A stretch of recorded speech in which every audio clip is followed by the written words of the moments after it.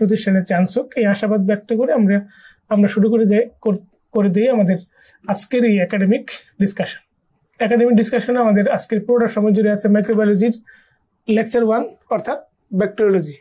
আমাদের আজকের এই ব্যাকটেরিওলজি অংশ থেকে আমরা দেখব কি কি সাবজেক্ট পড়ে আমরা তৈরি করেছি। এটা মূলত লেন্স বইটা ফলো করেছি, পেডিয়াট্রিক্সের বই ফলো করেছি আমরা, আবিদ মোল্লা স্যারের বেইলি ল্যাব, সুভাষচন্দ্র পারিজার একটা বই আছে ডেভিডসন, এবং আমাদের জেনেসিসের অন্যান্য লেকচার শিট।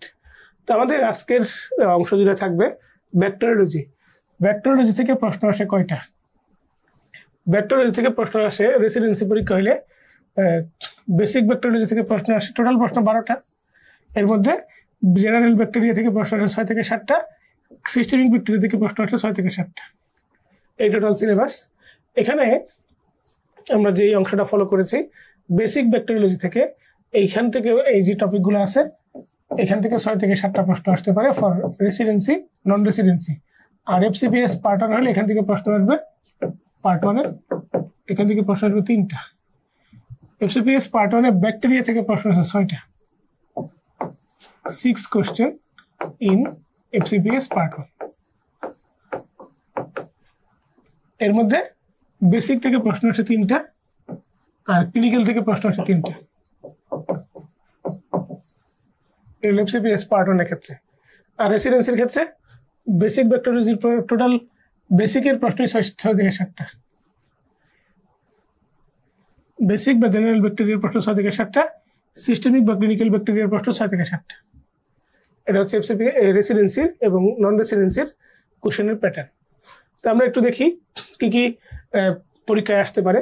দেখেন, সেল ওয়াল, স্পোর এবং ক্যাপসুল।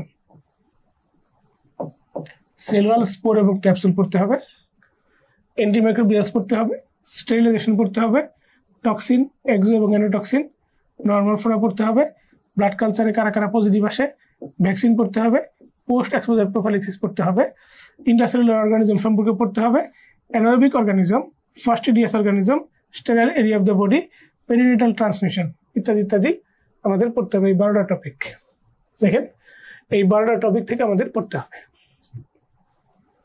এখন আমরা চলে আসি আমাদের আলোচনা, আমাদের পর্যালোচনা, আমাদের শীটের পেজ নাম্বার 5। এটা আমাদের লেকচার শিট। আমরা এই শিটের সাথে আমাদের আপডেটেড ভার্সন, মানে আপডেটেড শিট 13তম এডিশনের যে শিটটা আছে এই পেজের সাথে আপনাদের মিলে যাবে হুবহু। যাদের এই পেজটা নাই, আমরা টপিক বলার সাথে সাথে সেই টপিকে ঢুকে যাবে। যাদের 13তম এডিশন নাই, 13তম এডিশন একটা স্পেশাল এডিশন, খুবই এক্সক্লুসিভ। 13তম এডিশনের শিটটা আপনারা সংগ্রহ করতে পারেন যদি চান। অনেক কিছু এখানে গুছানো আছে। আর যদি আপনি কিনতে না চান, এখানতে টপিকের নাম শোনার সাথে সাথে সেই টপিকে ঢুকে যাবেন, ঢুকে গিয়ে সেই টপিকের পড়া গুছাবেন। যদি কোনো তথ্য না থাকে আপনি সেখানে হাতে লিখে নেবেন, ঠিক আছে? টপিকের নাম তো আমরা প্রথমে উচ্চারণ করবই, পৃষ্ঠা নাম্বারটা মিলবে 13তম এডিশনের সাথে। যদি আপনার পুরনো এডিশনের শিট থাকে তাহলেও আপনি চালাতে পারবেন যদি টপিকটা আপনি লিখে নেন। আমাদের এই যে লেকচার যে আপনি শুনছেন অনলাইনে, এটা আপনি পজ করে, ভিডিওটা পজ করে অথবা পিছিয়ে নিয়ে আবার কথা বলিয়ে আবার লিখে নিতে পারেন, চিন্তার কোনো কারণ নেই। স্ক্রিনশট নেওয়া একটু কঠিন হয়ে যাবে, আপনারা স্ক্রিনশট নেওয়ার চেষ্টা করলে সমস্যা হবে। আপনি বারবার শুনতে পারবেন এই একই লেকচার, নির্দিষ্ট একটা ডোমেনের মধ্যে নির্দিষ্ট টাইমের মধ্যে 1000বার শুনতে পারবেন, কোনো সমস্যা নেই, ঠিক আছে? আলাদা করে যদি কেউ শিট কিনতে না চান তাহলে আপনার এইভাবেই আপনি আপনার প্রবলেমটা সলভ করে নিতে পারেন। পজ করে আপনি পিছিয়ে দিলেন, পজ করে পিছিয়ে দিয়ে আরেকবার শুনে শুনে আপনি সেটা নোট করে ফেলতে পারবেন। আর এখানে দেওয়াই থাকবে, আমাদের লেকচার স্লাইডেও দেওয়া থাকবে, আপনি সেটাকে পজ করে সেখান থেকে লিখে নিতে পারবেন। পেজ নাম্বার 5-এ চলে আসি আমরা। 5 নম্বর পেজে আমরা ব্যাকটেরিয়ার স্ট্রাকচারগুলো দুটো ভাগে ভাগ করেছি। ব্যাকটেরিয়ার স্ট্রাকচারকে দুটো ভাগে ভাগ করেছি, একটা হচ্ছে এসেনশিয়াল স্ট্রাকচার, একটা হচ্ছে নন এসেনশিয়াল স্ট্রাকচার। এসেনশিয়াল স্ট্রাকচারগুলোকে আমরা একটু দেখি। দেখেন, 6টা স্ট্রাকচারকে এসেনশিয়াল স্ট্রাকচার বলা হয়। Cell wall, cytoplasmic membrane, ribosome, nucleoid, mesosome আর পেরিপ্লাজম। এই 6টা স্ট্রাকচারের মধ্যে আমরা সেল ওয়াল সম্পর্কে ডিটেইলস জানবো, আমরা পেরিপ্লাজম সম্পর্কে ডিটেইলস জানবো, সেল ওয়াল এবং পেরিপ্লাজম সম্পর্কে ডিটেইলস জানবো। এই সম্পর্কে ডিটেইলস জানার পাশাপাশি বাকিগুলো সম্পর্কে আমরা শুধু নাম জানবো, আর ডিটেইলস জানা লাগবে না। চলেন আমরা চলে আসি সেল ওয়াল সম্পর্কে জানতে। মাঝে মাঝে আমরা টপিকের শেষে টপিকের কোশ্চেন দেখব, এই কোশ্চেন দেখে আমরা ইন্সপায়ার্ড হব যে পরীক্ষায় প্রশ্ন কত সহজ হয়ে আসে। এমনও তো প্রশ্ন হয় চোখের জলে কথা কয়। চলেন আমরা যাই সেল ওয়াল সম্পর্কে ডিটেইলস জানতে। পেজ নাম্বার 6 নম্বর পেজে দেখেন প্রথমে লেখা আছে outer most component of all bacteria. Cell wall হচ্ছে সকল ব্যাকটেরিয়ার আউটার মোস্ট কম্পোনেন্ট। তারপরে দেখেন সেল ওয়ালের কম্পোজিশনটা কি, পেপটিডোগ্লাইকেন দিয়ে। সেল ওয়ালের কম্পোজিশন কি, peptidoglycan.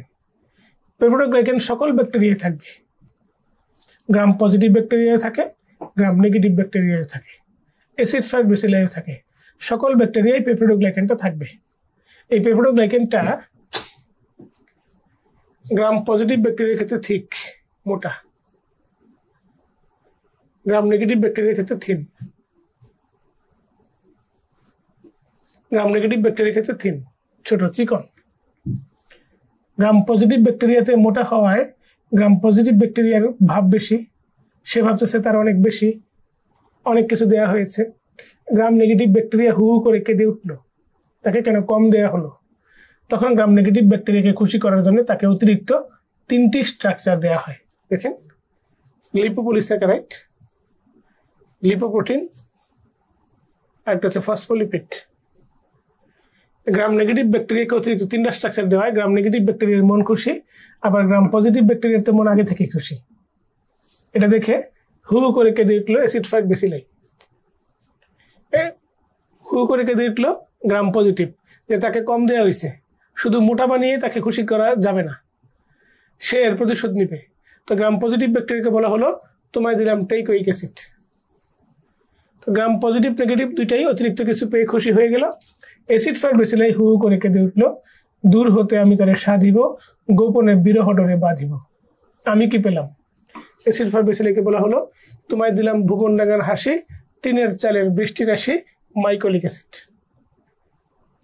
Acid fast bacilli mycolic acid পেয়ে খুব খুশি। এটা দেখে বুক চাপড়াতে চাপড়াতে আর্ত চিৎকার করে উঠলো মাইকোপ্লাজমা। সে বলছে এই জীবনে আমি কি পেলাম, আমার যাওয়ার কোনো জায়গা নাই, আমি কি পেলাম। অ্যাসিড ফ্যাট বেসিলাইকে পাওয়ার দেওয়ার পরে মাইকোপ্লাজমার এই হাহাকারে দেখা গেল মাইকোপ্লাজমার কোনো সেল ওয়াল নাই। তার কত দুঃখ, তার কোনো সেল ওয়ালই নাই। তাহলে তার সান্ত্বনাটা কি? মাইকোপ্লাজমার এই সান্ত্বনাকে 3 ভাগে ভাগ করা যায়। প্রথমত তাকে দেওয়া হয়েছে পৃথিবীর সবচেয়ে বিরলতম সম্মান, স্মলেস্ট ব্যাকটেরিয়া।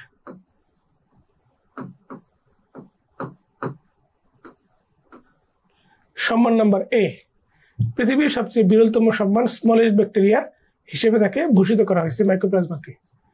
দ্বিতীয় কথা হচ্ছে মাইকোপ্লাজমার দেয়া হলো কয়েকজন সঙ্গী সাথী যাদের সেল ওয়াল নাই। শুধু মাইকোপ্লাজমা নয়, আরো কয়েকজন সঙ্গী সাথী আছে যাদের সেল ওয়াল নাই। কি কি তারা? মাইকোপ্লাজমা নিজে একটা ন্যাচারাল ব্যাকটেরিয়া, বাকিদের সেল ওয়াল ছিল কিন্তু সেল ওয়ালটা ভেঙে গেছে। প্রোটোপ্লাস্ট, স্ফেরোপ্লাস্ট, এল ফর্ম ব্যাকটেরিয়া। তাহলে মাইকোপ্লাজমা দ্বিতীয় কোষে কি কোম্পানি, তার কয়েকজন সঙ্গী সাথী দেওয়া হয়েছে। মাইকোপ্লাজমা বলতেছে আমি এতে খুশি না, আমার আরো কিছু চাই। তখন মাইকোপ্লাজমাকে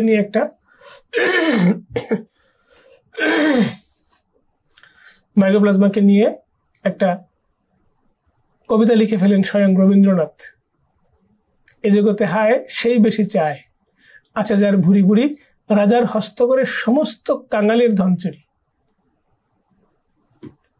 মাইকোপ্লাজমা এই কথা শুনে তার বেজায় মন খারাপ। মাইকোপ্লাজমা বলল কবিগুরু রবীন্দ্রনাথ ঠাকুরকে, তুমি মহারাজ সাধু হলে আজ, আমি আশ্চর্য বটে। মাইকোপ্লাজমা তখন হু করে কেঁদে উঠলো। তখন মাইকোপ্লাজমাকে তৃতীয় শান্তি দেওয়া হলো ট্রাইলেয়ার সেল মেমব্রেন।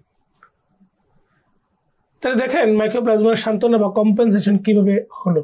পৃথিবীতে প্রতিটা মানুষেরই এরকম কম্পেনসেশন থাকে, কোনো কিছু কম থাকলে অন্য দিক দিয়ে বাড়িয়ে দেওয়া হয়। কেউ যদি দেখতে শুনতে খুবই সুন্দর হয়, দেখবেন তার হাতের লেখা খুবই খারাপ। দেখতে শুনতে সুন্দর, হাতের লেখাও সুন্দর, দেখবেন যে ছাত্র হিসেবে খুব একটা ভালো না। দেখতে শুনতে সুন্দর, হাতের লেখাও সুন্দর, আবার ছাত্র হিসেবে ব্রিলিয়ান্ট, দেখবেন তার চরিত্র খারাপ। এটা পৃথিবীর রুল অফ কম্পেনসেশন। মাইক্রোপ্লাজমা সেরকম কম্পেনসেটরি রুলে কয়েকটা সান্ত্বনা পেয়েছে। কি কি? তার কোনো সেল ওয়াল নাই, তাই পৃথিবীর সবচেয়ে ছোট ব্যাকটেরিয়া। তার কয়েকজন সঙ্গীর সাথে দেওয়া হয়েছে, সঙ্গীর সাথে যাদের সেল ওয়াল নাই, প্রোটোপ্লাস্ট, স্পেরোপ্লাস্ট এবং এলফর্ম ব্যাকটেরিয়া। মাইক্রোপ্লাজমাকে দেওয়া হয়েছে ট্রাইলেয়ার সেল মেমব্রেন। সেল মেমব্রেনে তার 3টা লেয়ার। তাহলে মাইক্রোপ্লাজমা এবার খুশি, কিন্তু আমাদের মন অখুশি। সেল ওয়ালের কাজটা কি? অসমোটিক লাইসিসকে প্রিভেন্ট করা। সেল ওয়ালের কাজটা কি? অসমোটিক লাইসিসকে প্রিভেন্ট করে। এরপরে আমরা যাই, তখন তো জানলাম আমরা বেসিক কথা, এখন জানবো আমরা ক্লিনিক্যাল কথা। সেল ওয়ালে কোন কোন অ্যান্টিবায়োটিক কাজ করে? সেল ওয়ালে কোন কোন অ্যান্টিবায়োটিক কাজ করে মনে রাখবেন। পিসিবি, মনে রাখবেন পিসিবি। পি মানে হচ্ছে পেনিসিলিন, সি দিয়ে সেফালোস্পোরিন, সাইক্লোসেরিন, কার্বোপেনাম, পিতে ভ্যানকোমেসিন। এই অ্যান্টিবায়োটিক গুলা পেপ্টিডোগ্লাইকেনকে ভেঙে দেয়, সেল ওয়ালকে ভেঙে দেয়, ব্যাকটেরিয়া মরে যায়। এই জন্য এদেরকে বলা হয় ব্যাকটেরিসিডাল। কি বলা হয়? ব্যাকটেরিসিডাল অ্যান্টিবায়োটিক। এই অ্যান্টিবায়োটিক গুলো ব্যাকটেরিসিডাল, কিন্তু এই অ্যান্টিবায়োটিক গুলা মাইক্রোপ্লাজমাতে কাজ করে না। মাইক্রোপ্লাজমাতে কাজ করে না, কারণ মাইক্রোপ্লাজমার কোনো সেল ওয়াল নেই। মাইক্রোপ্লাজমাতে কোনো সেল ওয়াল না থাকায় এই অ্যান্টিবায়োটিক গুলো মাইক্রোপ্লাজমায় কাজ করে না। ঠিক আছে, বুঝতে পারছেন সবাই? তাহলে আমরা এখন চলে যাই একটা প্রশ্নোত্তর পর্বে। নিচের কোন এসেনশিয়াল স্ট্রাকচার ব্যাকটেরিয়ার? নিউক্লিওয়েড। বাকিগুলো নন এসেনশিয়াল, নন এসেনশিয়াল, নন এসেনশিয়াল, নন এসেনশিয়াল। এখন আমরা আসি পেরিপ্লাজম সম্পর্কে। Page number 7। পেরিপ্লাজম সম্পর্কে পেজ নাম্বার 7। একটা ব্যাকটেরিয়ার আউটার মোস্ট যে এসেনশিয়াল স্ট্রাকচার তার নাম হচ্ছে সেল ওয়াল। তার ভিতরে সেল মেমব্রেন, মাঝখানে যে জায়গাটা, এই জায়গাটাকে বলা হয় পেরিপ্লাজম। মাঝখানের এই জায়গাটাকে বলা হয় পেরিপ্লাজম। ঠিক আছে, এই পেরিপ্লাজমের মধ্যে মাঝখানের এই জায়গাটা পেরিপ্লাজম। গ্রাম পজিটিভ ব্যাকটেরিয়ার ক্ষেত্রে এখানে পেপ্টিডোগ্লাইকেনটা অনেক মোটা থাকে, ফলে পেরিপ্লাজমিক স্পেস থাকে না, নো পেরিপ্লাজমিক স্পেস। কিন্তু গ্রাম নেগেটিভ ব্যাকটেরিয়ার ক্ষেত্রে এটা চিকন থাকে, পেপ্টিডোগ্লাইকেনটা চিকন থাকে। গ্রাম নেগেটিভ ব্যাকটেরিয়ার ক্ষেত্রে চিকন থাকে, এই জন্য এখানে এই জায়গাটা পেরিপ্লাজমিক স্পেস হিসেবে থেকে যায়। কথা হচ্ছে এই ফাঁকা জায়গায় কে থাকে? বিটা ল্যাকটামেজ এনজাইম থাকে। কে থাকে ফাঁকা জায়গায়? এই বিটা ল্যাকটামেজ এনজাইম থাকে। তাহলে বিটা ল্যাকটামেজ এনজাইমটা কাদের থাকলো? গ্রাম পজিটিভ না গ্রাম নেগেটিভের? গ্রাম নেগেটিভের। বিটা ল্যাকটামেজ এনজাইমটা গ্রাম নেগেটিভের থাকলো। তাহলে গ্রাম নেগেটিভের বিটা ল্যাকটামেজ এনজাইমের কারণে এখানে বিটা ল্যাকটাম ড্রাগ ঢুকতে পারে না। গ্রাম নেগেটিভ ব্যাকটেরিয়ার চারপাশে বিটা ল্যাকটামেজ এনজাইম থাকে, এই চারপাশে গ্রাম নেগেটিভের ক্ষেত্রে থাকায় এই জায়গা দিয়ে যখন অ্যান্টিবায়োটিক ঢুকতে চায় তখনই এই এনজাইমটা অ্যান্টিবায়োটিককে নষ্ট করে দেয়। কোন অ্যান্টিবায়োটিক? Beta lactam antibiotic. কোন অ্যান্টিবায়োটিক? Beta lactam antibiotic. তাহলে বিটা ল্যাকটাম কারা? পেনিসিলিন, সেফালোস্পোরিন, মনোব্যাক্টাম, আর একটা হচ্ছে কার্বোপেনাম।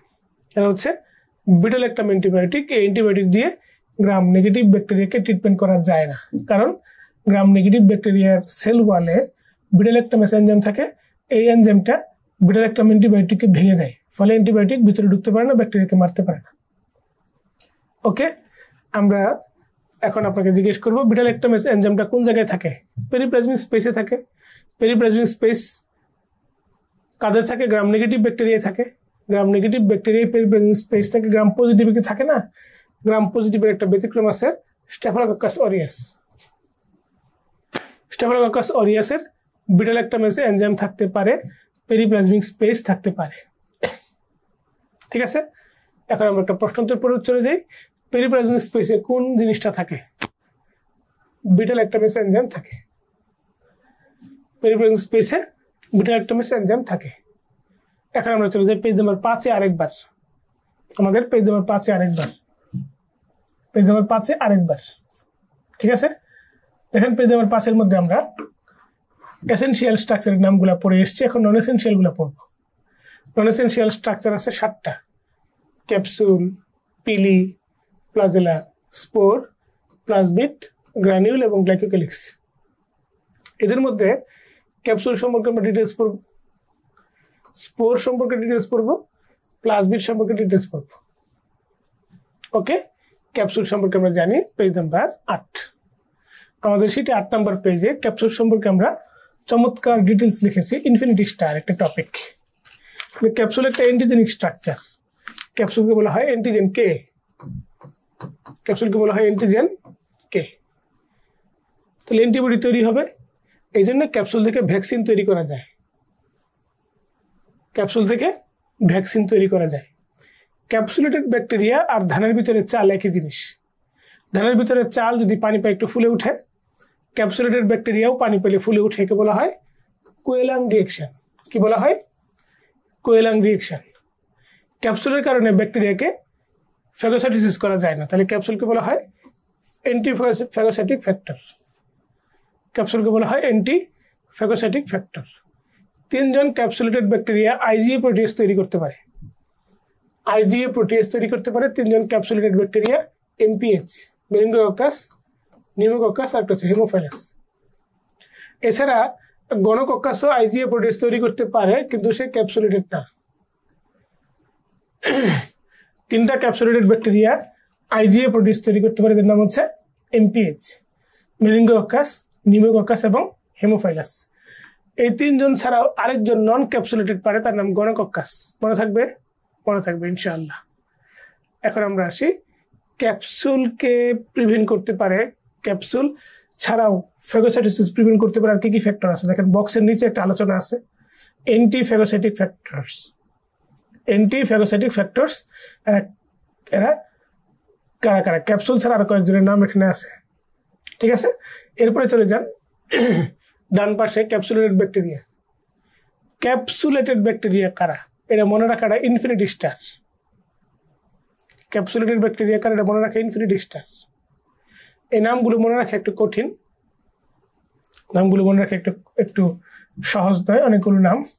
আমাদের এক বান্ধবীর বড় বোন আপনার ইন্টারমিডিয়েট পাশ করে দিনাজপুরে অবস্থিত বাংলাদেশ ক্রীড়া শিক্ষা প্রতিষ্ঠানে ভর্তি হয়ে অনেক সুনাম অর্জন করে পরবর্তীতে বাংলাদেশ মহিলা ক্রিকেট দলের অধিনায়ক হয়।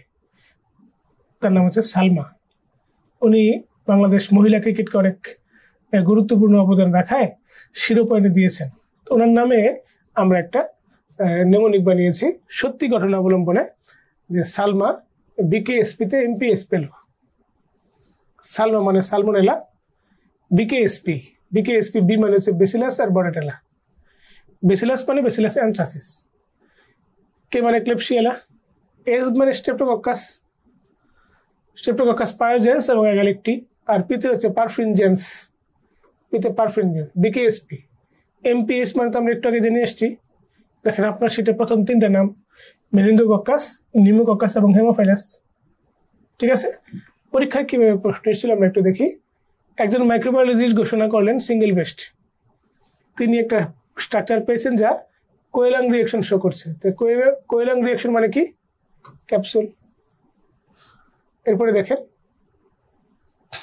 আমরা ক্যাপসুলেটেড অর্গানিজমের প্রশ্ন আমরা সেটির শেষে দিয়ে দিয়েছি, প্রতিটা পেজের শেষে ক্যাপসুলেটেড অর্গানিজম 9 নম্বর পেজে আপনি পাবেন এই শিটে, অথবা পুরোনো শিট হলে একদম শেষের দিকে পাবেন ক্যাপসুলেটেড অর্গানিজম। আমরা ক্যাপসুলের আলোচনা নিচে দেখেন লেখা আছে প্লাজমিড, প্লাজমিড, প্লাজমিড। দেখেন প্লাজমিডের কথা মনে হলে আমার একটা বাংলা শিল্পী, বাংলা গানের শিল্পী ন্যান্সির একটা গানের কথা মনে হয়, ভেতর বলে দূরে থাকুক, বাহির বলে আসুক না। ক্যাপসুল এরকম একটা বৈশিষ্ট্য মেনটেন করে। ভেতর মানে ক্রোমোজোম বলতেছে এক্সট্রা ক্রোমোজোমাল, ক্রোমোজোম বলতেছে বাইরে থাকুক, কিন্তু সেল বলতেছে ইন্টারসেলুলার না, সে ভিতরে থাকুক। তো ভেতর বলে দূরে থাকুক, বাহির বলে আসুক না, এই যে একটা দ্বৈত নীতি, এর উপর নাম দেওয়া হয়েছে গানটাকে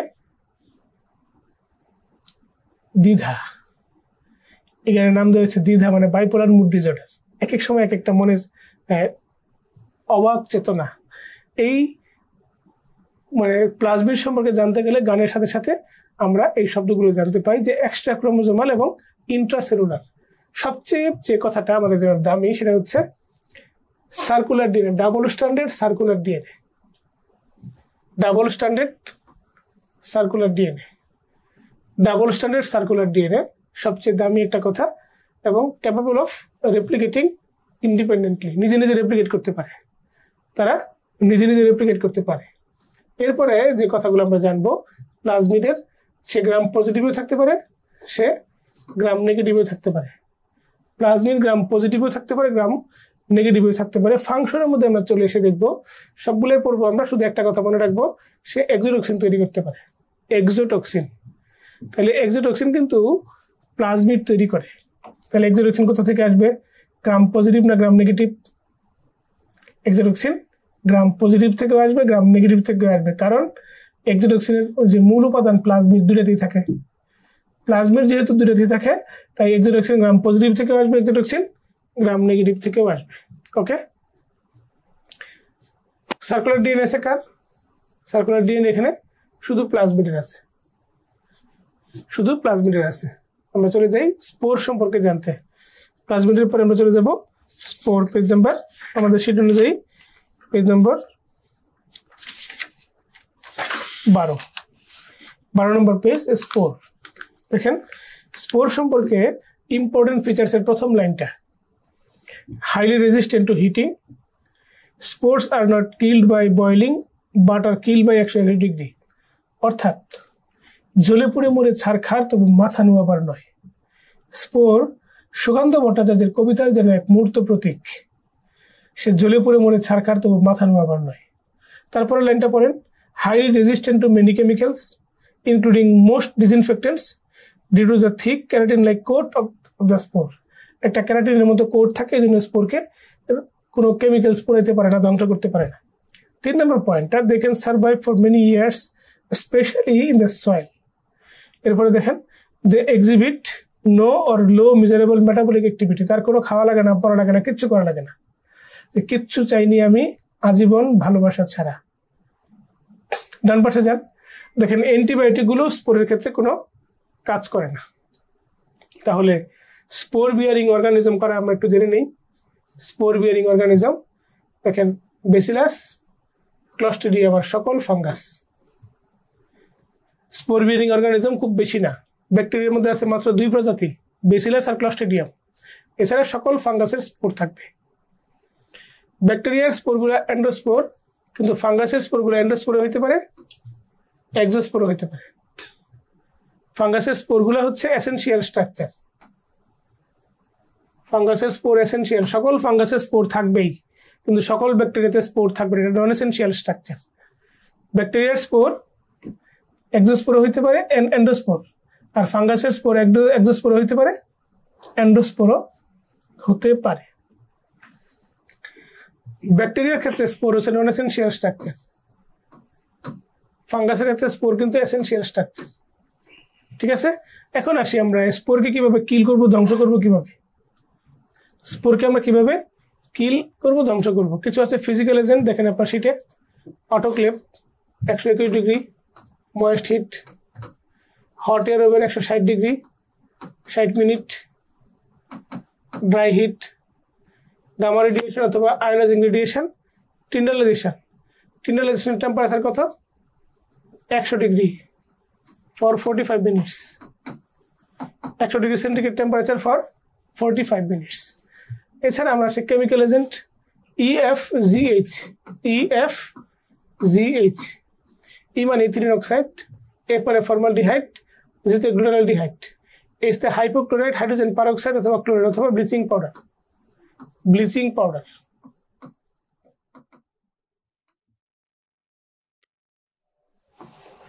ব্লিচিং পাউডার। আরেকটা আছে পার অ্যাসিটিক অ্যাসিড। তাহলে স্পোর বিয়ারিং অর্গানিজমকে কিল করার পদ্ধতি আমরা জেনে গেলাম। আমরা এখন আসি, following structure doesn't respond two antibiotic. কোনটা অ্যান্টিবায়োটিকের রেসপন্স করে না? স্ট্রাকচারের মধ্যে স্পোর। স্পোরের একটা ক্যারাটিন লাইক কোড থাকে, এই জন্য স্পোর খুব দ্রুত রেসপন্স করে না। এরপরে আমরা আসি আমাদের সেটা পেজ নাম্বার 13। পেজ নাম্বার 13 দেখেন, সেটার মধ্যে page number 13 bacterial growth curve. Bacterial growth curve, ব্যাকটেরিয়ার জীবনে উত্থান পতন চড়াই উতরাই আছে। লেগ ফেস, উপরের দিকে উত্থান phase, log phase, stationary phase, decline phase. Lag ফেজে মনে রাখবো এখানে সোপ অথবা ডিটারজেন্ট কাজ করে, এই জন্য হ্যান্ড ওয়াশ খুব ইম্পর্টেন্ট। এরপরে যে লক ফেস, এখানে ম্যাক্সিমাম মেটাবলিক অ্যাক্টিভিটি হয়, ম্যাক্সিমাম মেটাবলিক অ্যাক্টিভিটি বেশি হয় বলে রোগী ব্যাকটেরিয়াটা ক্লান্ত হয়ে যায় এবং সে ঘেমে যায়, ঘামকে বলা হয় এক্সোটক্সিন। ক্লান্ত হওয়ার কারণে এখানে অ্যান্টিবায়োটিক দিলে কাজ করে, অ্যান্টিবায়োটিক সেন্সিটিভ ফেস।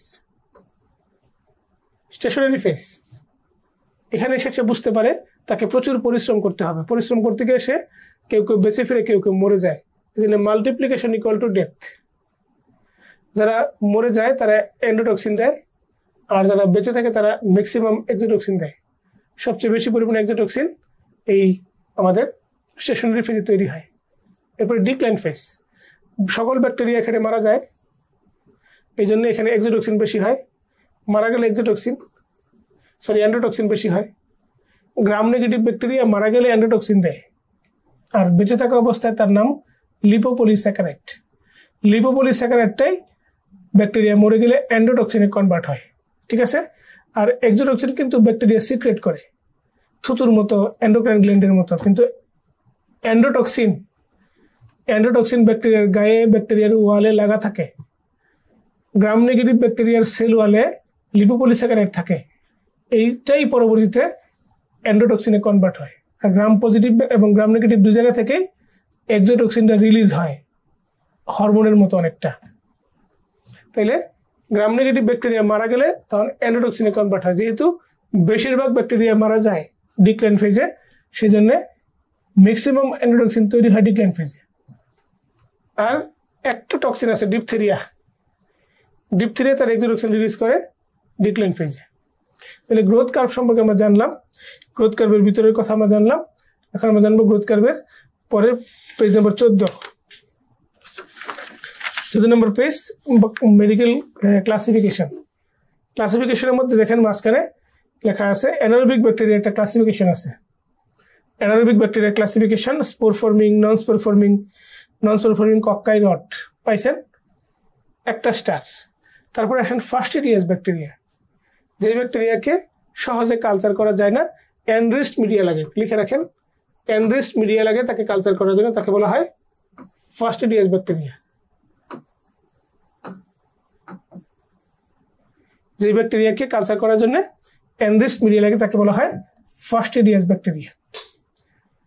আমরা মনে রাখার জন্য একটা নেমোনিক বানিয়েছি, he is an legendary MBBS. যেহেতু অনেকগুলো নাম মনে রাখার জন্য যত প্যালাটেবল নেমোনিক বানানো যায় ততই মঙ্গল।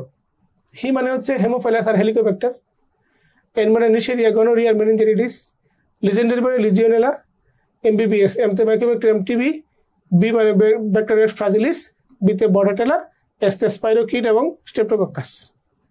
মনে রাখার জন্য আমরা একটা নেমোনিক বানিয়েছি, ঠিক আছে। এরপরে আমরা পড়বো নর্মাল ফ্লোরা। ওকে প্রিয় চিকিৎসক, আপনি বুঝতে পেরেছেন।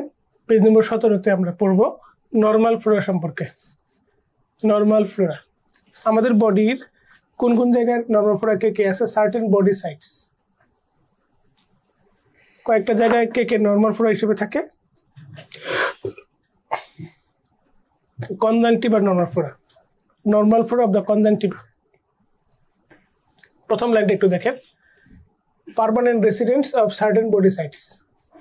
আমাদের বডির বিভিন্ন জায়গায় পার্মানেন্ট রেসিডেন্ট কারা তারা ব্যাকটেরিয়া এবং কিছু কিছু ফাঙ্গাই। ফাঙ্গাইয়ের মধ্যে ক্যান্ডিডা অ্যালবিকান্স।